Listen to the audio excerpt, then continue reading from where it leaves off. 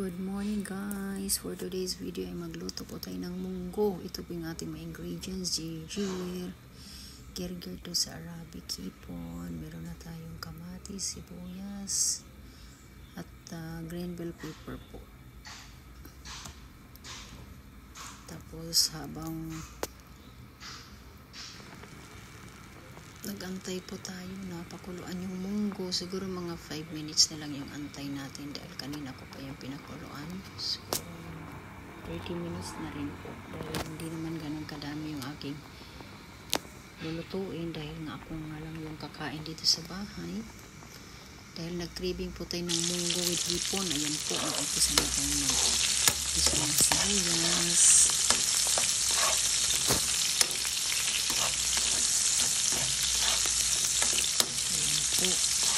May cosmetics po natin. Dahil ako ay sinipag pong magluto, kaya maaga po ako nagising po today. Dahil craving is life po.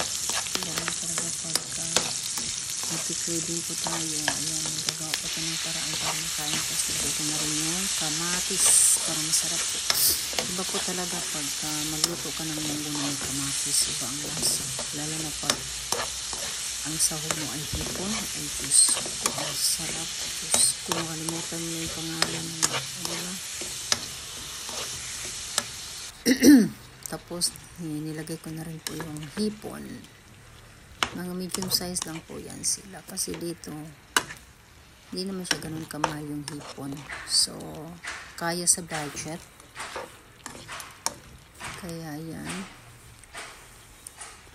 Hinalo-halo ko na siya. Tapos siguro mga 10 minutes lang kasi mabilis na maluto yung hipon. Hindi mo kailangan ibabad ng matagal dyan sa apoy dahil mabilis lang siya. Basta pag pumula na yan siya o mga konti, okay na. Yan.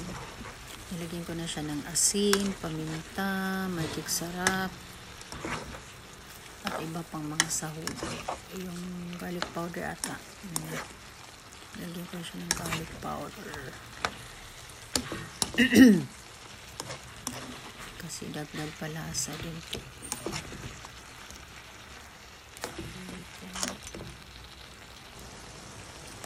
Medyo luto na siya. Hintay ko lang yung ibang magpula. Kasi yung pula na yun, ibig sabihin na ito na po yung hipon.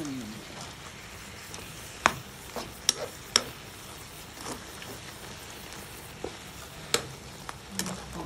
Antay-antay lang tayo.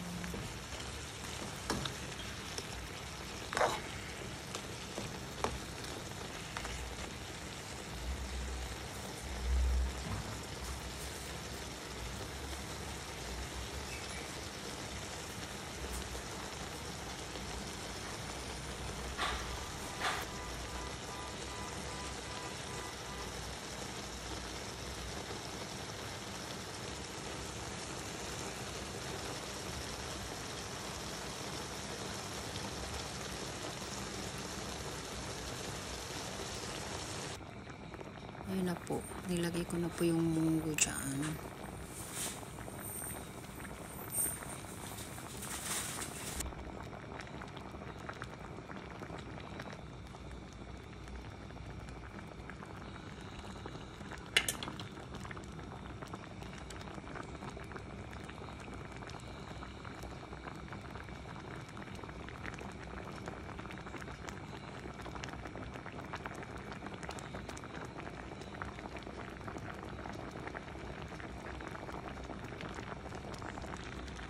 Tsaka nilagay ko na rin po yung ginger kasi wala po akong malunggay dito tsaka lubati.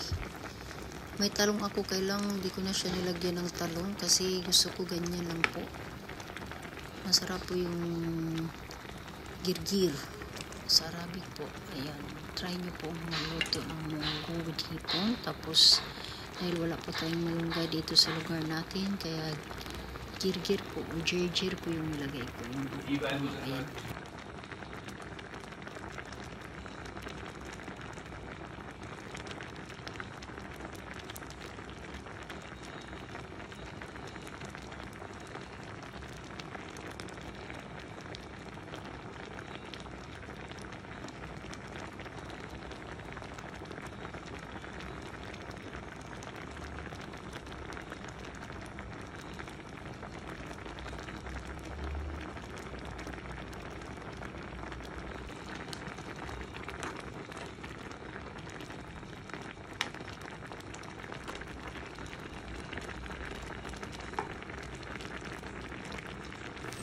Yan po ay luto na po ang ating munggo with hipon. Ito po ay perfect po sa malamig na panahon.